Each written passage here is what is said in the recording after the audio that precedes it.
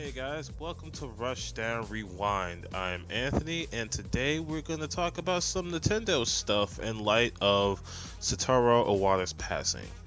If you haven't heard my video of my personal thank you and goodbye to him, please take a moment to give that a listen. But for now, we're going to focus on some of the more happier things, particularly the two consoles he worked very closely with, which is the GameCube and the DS.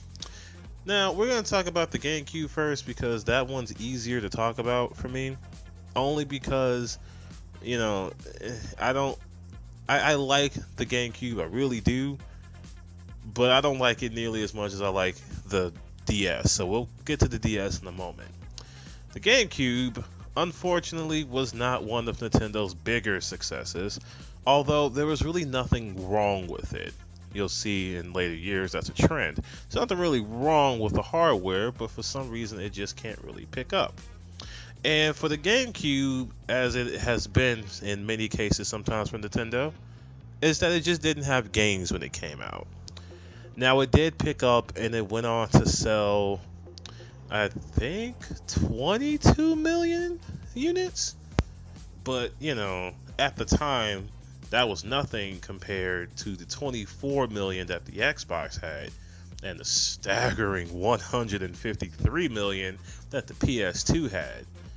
So I feel like it just kind of came in behind the PS2 and nobody needed that. No one needed that from, it's the PS2. But we're here to talk about the GameCube and how awesome it is.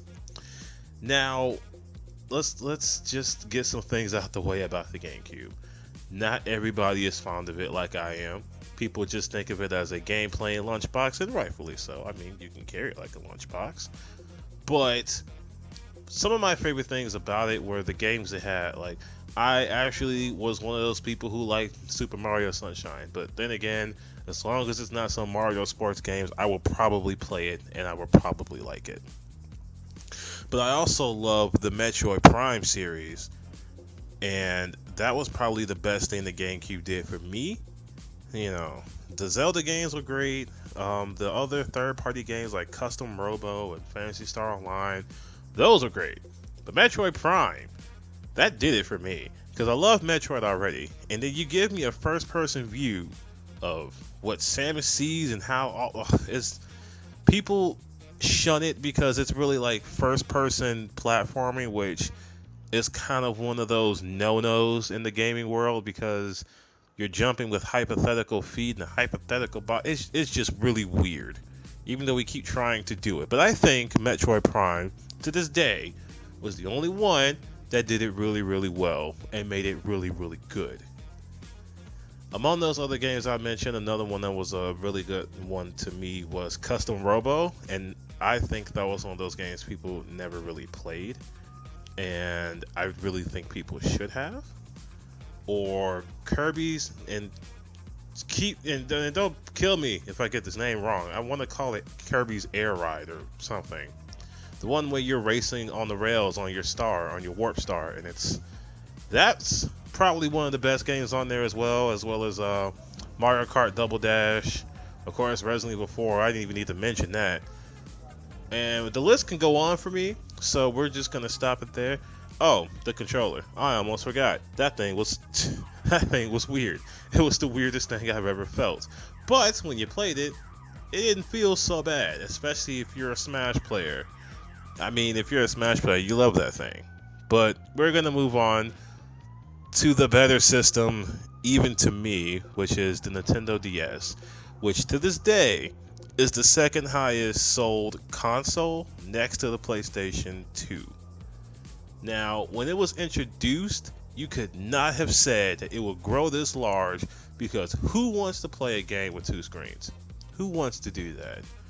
Of course, I'm one of those people who said, well, I'm a Nintendo fan. I want to do that. And when it was originally created, it was supposed to be a standalone, not a successor to the Game Boy Advance. And Nintendo, being Nintendo, thought, well, if we're going to make it a standalone, I guess we ought to give it backwards compatibility too. Which ultimately made it the successor. So, good job, Nintendo.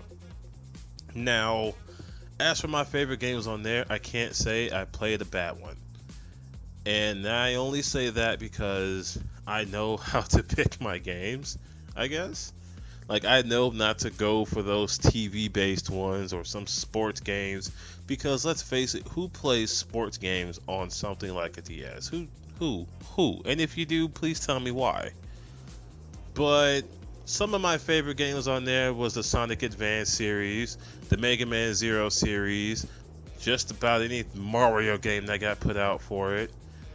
Oh, oh, those are the Game Boy Advance titles, aren't they? No, but nah, I can't say Pokemon Diamond and Pearl. I mean, I liked it, but it wasn't my favorite. Oh, man, there's so many. There's literally so many, and I can't really just pinpoint what game I would say was my favorite for the Nintendo DS. I'm really struggling because I just really love that system, and I played so many games. Played so many Game Boy Advance games. I played so many. You know what? I think I found it. And people, if you've never played it, just go play it, and you'll understand why I love it so. It is called Elite Beat Agents. I love rhythm games, and that is by far my favorite one.